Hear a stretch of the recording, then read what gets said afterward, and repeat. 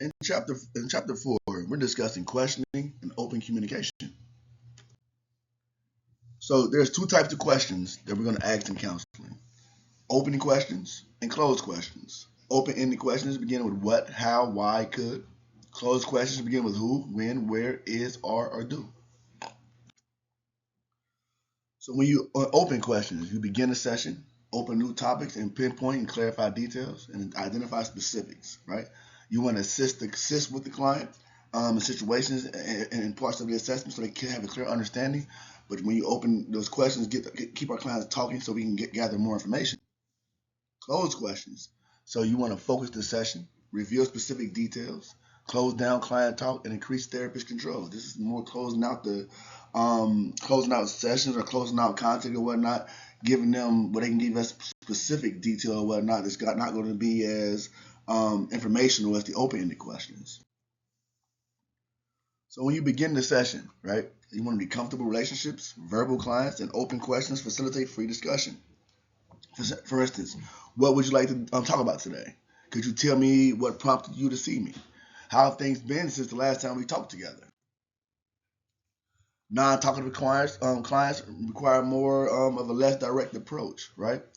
For example, focus on the weather, current events, positive aspects from the last session, things that the client's going to be more open and willing to talk about that may not trigger them as far as the content of the reasons issues why they're there. The how of using questions. Questions help begin the session and open conversation. Key sentence stems of certain open questions may predict client responses. For instance, what questions?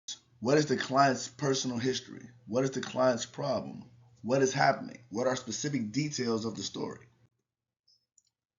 How questions. How does the client react to the challenge? How does the client feel about blank? Why questions. Why does the problem occur? For what reasons do the problem occur? Could, can, and would questions. Could you tell me about the problem? Could you tell me what you would like to discuss today? Would you tell me how they came about? The first word predicts outcomes. What questions? They give us facts and information. Why questions? Process and our feelings. How questions? Give us reasons. Could, can, and would questions give us general framing or summary. So, open questions help complete the story. An open question about the client's topic may restart a session and or keep it going. For instance, what would you be your ideal situation? Could you tell me more about that? How did you feel when that happened? What have we missed so far? Specific details bring out data for action, right? So, could you give me a specific example? Would you specifically, what specifically brings out your anger? What do you mean by makes me so sad? Could you specify what you do in before and after? So, positive psychology and wellness. But before we talk about, let's talk about questioning. We want to make sure we don't bombard our clients with question after question after question. That's why we want to throw in summaries and paraphrases to ensure that we show them that we're listening. We show them that we're giving them utmost attention, and we told them that their perspective is what we're taking, and they're not putting our own spin on things, right?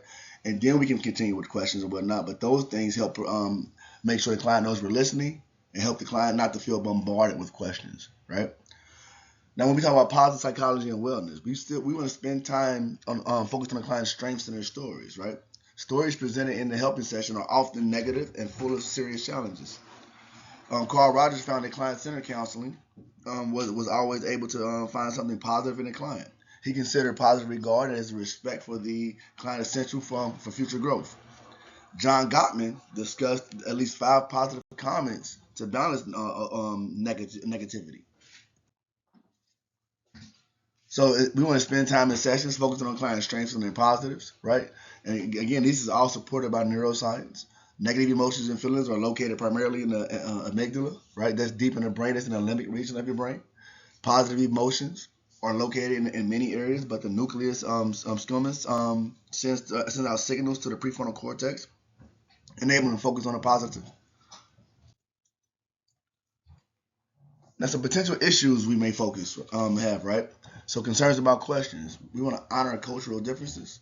Excessive use of questions can bombard clients, like we discussed it earlier or whatnot. You always want to throw paraphrases and summaries in between, or an empathy in between. Help clients understand how they feel, right? But excessive use of questions give clinicians too much control, and it takes focus away from the client. Rapid fire questions, right? It's like grilling the client. It makes the client feel as if they're in a police department, getting question after question after question or whatnot, and it sometimes can lead the client to certain responses, right? Why questions, because we want to be careful with the use of the word why. Why can make clients feel as if they're being judged, or or make them feel guilty, or make them angry or whatnot. So we want to watch how we use the word why. We really want to make sure we don't use the word why alone, right? We use the word why alone can create a sense of making the client feel as if you're judging them, or you are imposing your own belief. So extensions of the questioning skill. You want to use open and closed-ended questions with less verbal clients, build trust at the client's pace, and search for concrete specifics. The ultimate goal is to draw out the client's story, right? The general picture of the situation, key facts, emotions, and reasons why the issue may be in play. Questions can promote distrust. Some coaches consider it rude to use questions. Questions from culturally different therapists may be considered particularly rude. Too many questions too quickly may promote distrust. And questions used insensitively can destroy trust or any kind of relationship that's been built. But they also can help clients search for their wellness patterns, right? Personal strengths inventories are great to utilize. Culture, gender, and family strength inventories can help you actually understand how the client's family members and other issues or whatnot, and pull out the client's story and their strengths from those aspects. Finally, questions can help clients search for wellness patterns. So again, positive exceptions to the concern. When is the problem or concern absent, or at least less difficult? So again, we want to find times whenever the issue that they're having is less difficult or not there or whatnot. Pull out those strengths in those situations so the client can use in situations where those issues are there. And feedback coupled with positive questions. What else could we include as a positive asset to what's been discussed?